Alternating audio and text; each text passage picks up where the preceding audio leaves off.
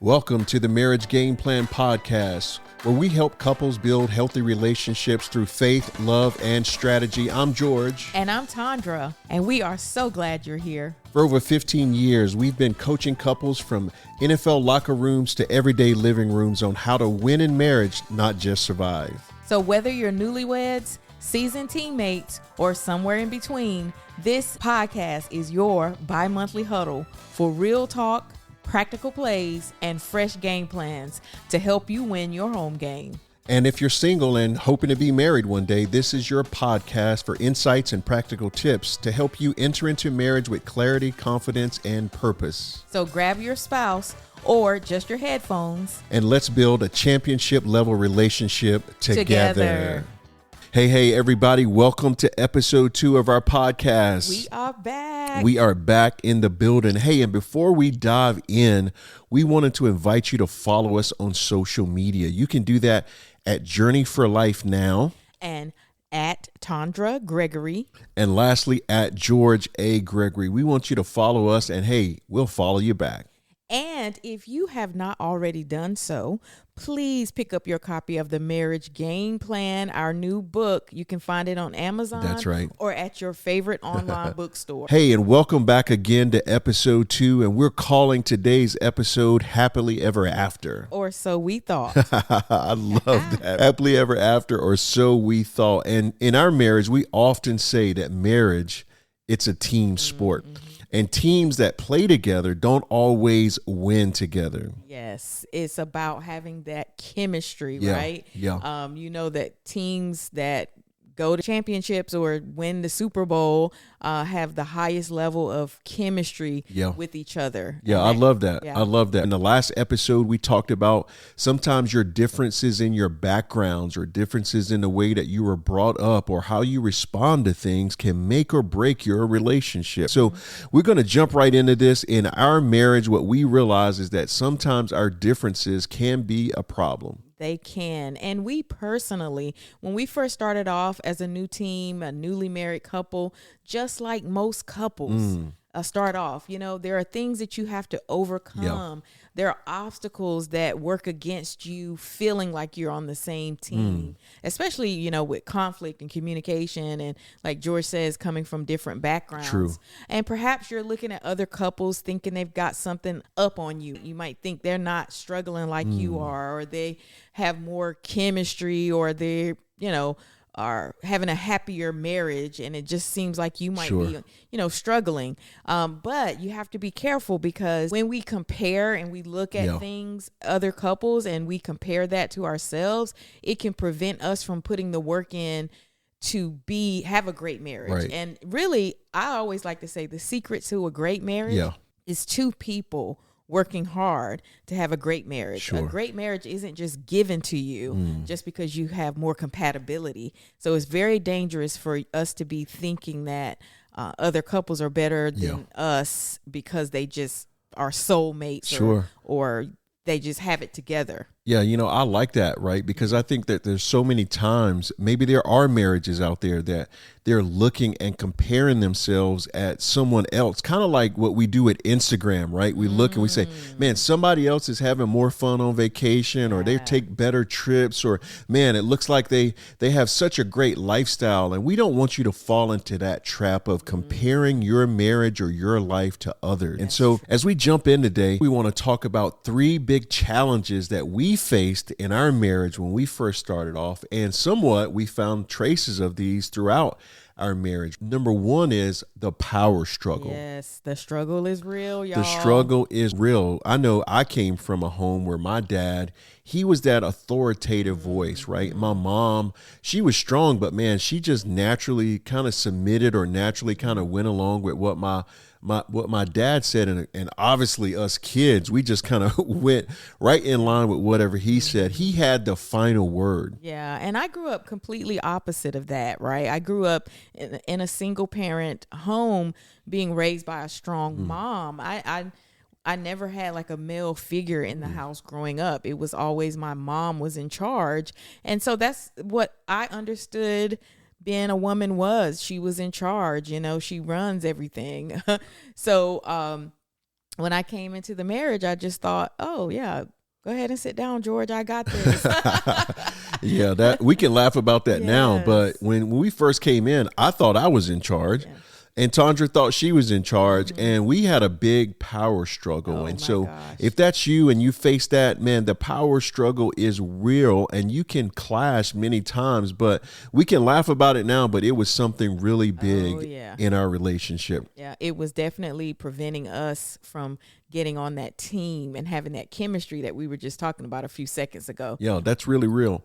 Hey, here's another one. What about the clashing of communication styles? You see, I was more expressive and quick to speak, right? Tondra's, she's more of a processor, but I'm more sort of A type. I've got my words ready to go. I've got my quick things that I want to say and my get backs. And Tondra, she's like, man, can you give me a break? Yeah, and George, your words come to you so quick, so you wanted to kind of process things right away. But as far as me, like, I needed time. I need time to process internally. And if you try to force me to process before I'm ready, I really don't have an understanding of how I feel or what I think, or I don't have anything really intelligent to say. I need to have that internal time. I think that part is fine, but I feel like the challenge was when I didn't come back to talk to you about whatever I processed.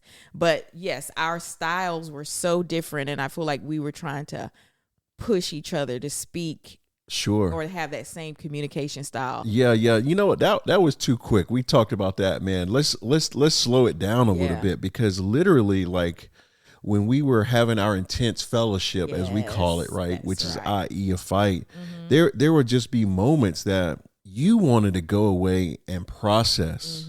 But I thought you going away to process was that you were ignoring me, or you were just shutting me out, or what I call, I was feeling like you were putting me in the doghouse, right? And we teach this. In fact, we taught this Sunday is that solitary confinement is the most cruelest punishment. And so we don't want to put our spouse in the doghouse, but sometimes when you went away to process, I felt like I was in a doghouse. I felt like you put me on ice.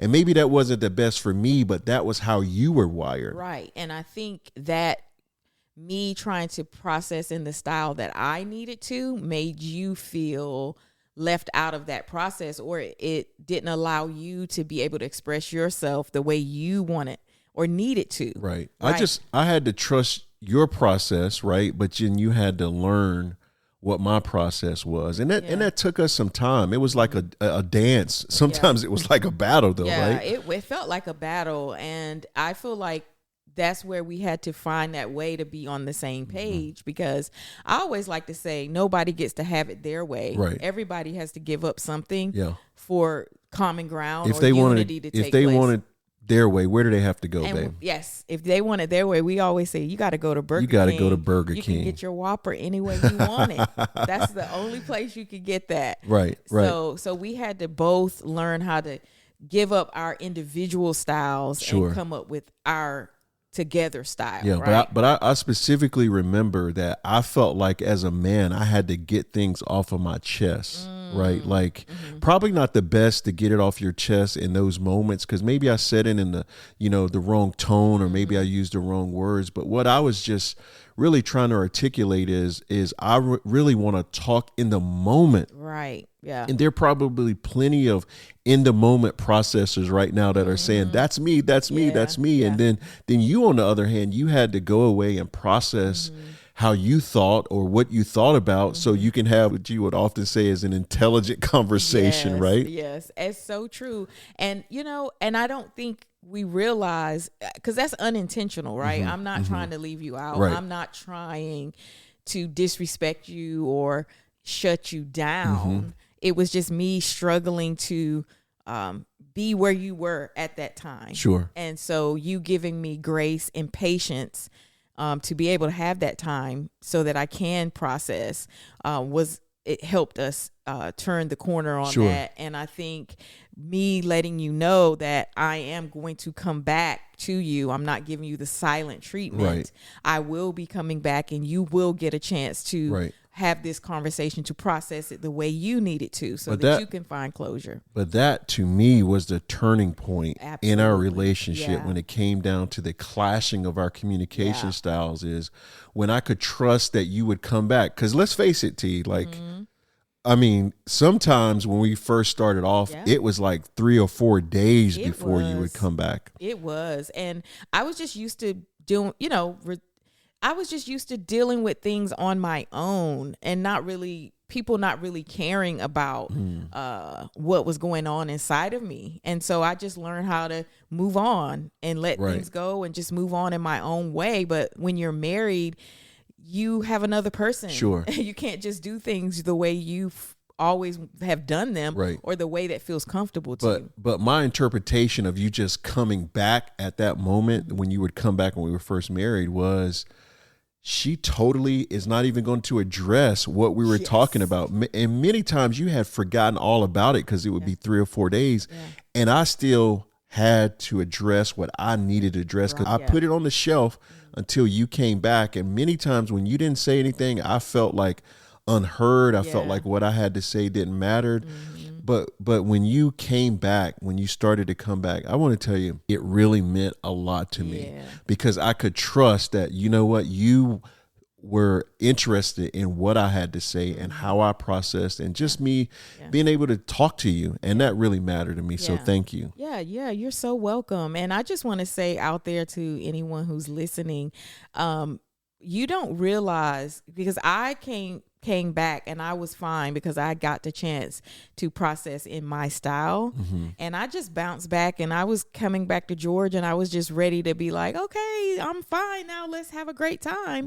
But while I was over there processing in my style, he was over there just escalating in his style because he couldn't get his style or his closure. So we do have to be concerned. I mean, like, we do have to care about the other person and wanting them to be able to deal with things the way they need to deal with. Right. Well, finally, that group came out with that song, Who Let the Dogs Out? Woo, woo, woo, woo. And I felt like, man, somebody finally gets me because I could come out of that doghouse. Hey, let's jump into the next one. What about that? We had 2 different fears, 2 different focuses, right? Like, I was thinking, how do I provide for this new baby that we had, right? There was this thing about what kind of father am I going to be? You weren't thinking about that. You were thinking about something totally different. Yeah. I was basically not really believing that this was going to work, basically. So I was bracing for abandonment, right? So I was raised where it wasn't if your man is going to leave you or abandon you, is when he leaves you or abandons you, right? And so for me, I was busy protecting myself, having my plan B, having my backup plan, and not really focusing in on, trying to make the marriage work. I was making plans for survival after it didn't work. Yeah. So maybe there are couples out there, they're not realizing where they are. Maybe they're looking at things from 2 different vantage points, right? They're focusing on 2 totally different things, which is why maybe they're clashing or why maybe they have the repetitive things that they are going through. One person might be planning for something and the other one is trying to be proactive or reactive to what they think might be happening. Absolutely. And you can't uncover what those different focuses are, and you can't uncover what those fears are if you're not really talking to each other and being transparent and vulnerable about where you are.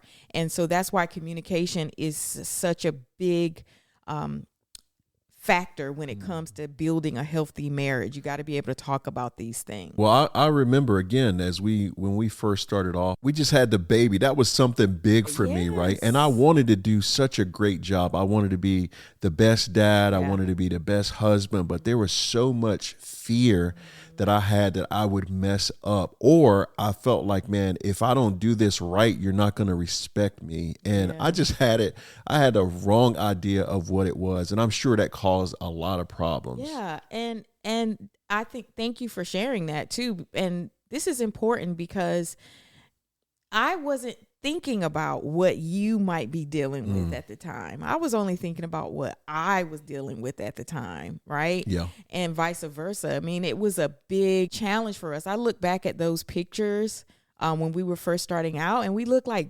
babies. Sure. You know what I'm saying? We were so young. Skinny. Yes. I had hair and everything. Right. And I'm just saying, like, it was a big deal what we were trying to do as young kids who didn't know anything about life, even though we thought we knew about life. Right. And so, I can imagine that.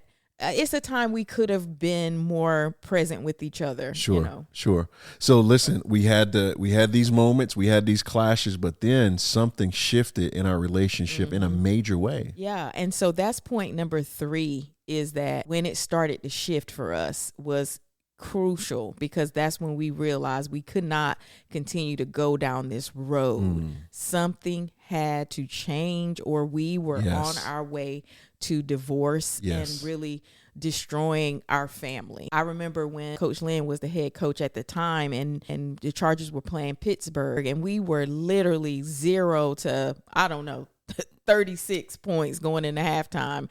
And I don't think it was that much, but the score doesn't matter. The score doesn't matter, but basically we were losing, and it looked hopeless. And then when the team went in to halftime in the locker room, I don't know what was said because I wasn't in there, but all I know is the Chargers came out of that locker room and they had a different game plan. I can tell you what he said. He walked in and he says, "Man, I don't know what we were doing in that first half. Coaches, I don't know what game plan that we gave them." Yes. But when we come out, we've got to have a different game plan. And that's so important, is that when you find yourself losing or having tough seasons, don't continue to have the same game plan. Not in sports, but definitely not in marriage. And what might be broken in one season, change the game plan. Exactly. That was the lesson that he taught us. That was the lesson, because that's what changed everything. And the Chargers came back and won that game. Had they just continued to say, we're losing, we're going to keep the same game plan, then they wouldn't have experienced victory. And so that's what we want to encourage you in your relationship. Maybe you feel like you're in a losing season, or you can't seem to find a way to win or overcome obstacles, but don't just keep doing the same game plan. The game plan that's not working, it needs to be a different game plan, a new strategy if one strategy isn't working. Yeah. I know, again, this shift happened with us is we knew we had to get a different game plan, not just reacting to things, but being proactive. And now I use those same examples of telling the pro players is don't be reactive to things, but you've got to be proactive, meaning don't wait until you get out of the league to start really pouring into your relationship with your spouse and understanding who they are, but do it throughout your course of being a pro. Why? It's because one day you're going to retire. And you don't want to then sort of react to being retired and now you're home with your spouse all the time. We want you to be proactive and build a pro relationship while you're a pro on that field, because that is also a part of a game plan, right? Yes, and that's just starting with small changes, right? When we started to make small changes in our personal relationship, we started to have big results from those small changes. So we started. But there might be a few out there, they're thinking, oh, we got to do these big, massive changes, right? We got to change everything. But we realized is that small changes make the most impact. That's right, because it's for the longevity, right? Marriage is not a sprint. It's a marathon, right? And we're going to never outgrow learning how to be married, and we're going to be evolving as couples and as people. Yeah, I like that. It's not a sprint. What'd you say? It's a marathon. It's a marathon. That's why we call our marriage ministry Journey for Life, because we know that marriage just isn't a journey, right? It's a journey for life, right? And that's good. I love that. Yeah. And so some of the small changes that started to shift things in our marriage to come out of that season where we were bumping heads is that we started to listen better, slow down and listen to each other better. We started learning how to argue without attacking each other. Yeah, no, I'm going to tell you that took some time to learn how to do, right? Like learn to argue without attacking. That's a skill that you've got to learn. And we had to get a few coaches in our marriage over time. And maybe there's somebody out there today, you struggle in learning how to not to argue or attack each other. But man, maybe it's a mentor, maybe it's a coach that you have to give yourself some help along the way. Another thing that we started off doing that helped us rebound was we started asking questions, or better questions, instead of making assumptions. I think there are so many couples out there that maybe they could be in a better place. They could even change their game plan. Have they start asking questions and not make assumptions? Absolutely. George started asking when George started asking me better questions, or just took a curiosity into trying to understand me. It helped me open up more, because I grew up, again, I've just always been an internal person, just dealing with me, myself, and I. And that stems from me growing up in a single parent household with my mom. I just never wanted to kind of be a burden to her. So I always try to take care of myself in whatever ways I could take care of myself. But babe, I want to take care of you now. I know. And when you're married, you can't, it's a different experience. You got somebody in your life who wants to do life with you. And so with George asking me questions and showing an interest that he cared how I felt, and he wanted to know me and understand me, and that I didn't have to be like an island to myself, it just really helped me open up more, and so that I can let him in.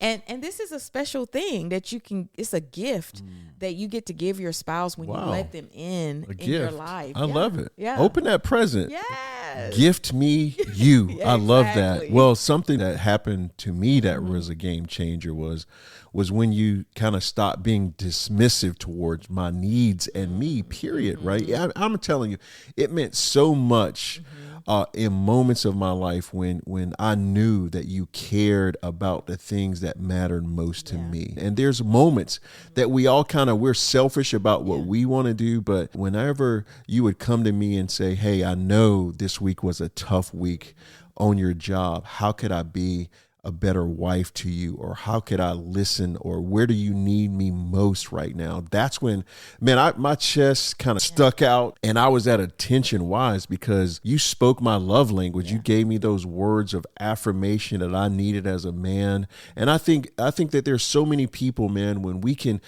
find those little small shifts, those game changers. That's what we're talking about. Hey, if you're listening today, and you know that your marriage right now needs, or your relationship needs something. Maybe it's to change what you're currently doing. Maybe it's small things. Maybe there's a few big things, but we ask and encourage you to start off with the small things first. Yeah. And listen, shifts can change the total trajectory of your path. Yes. I say this all the time.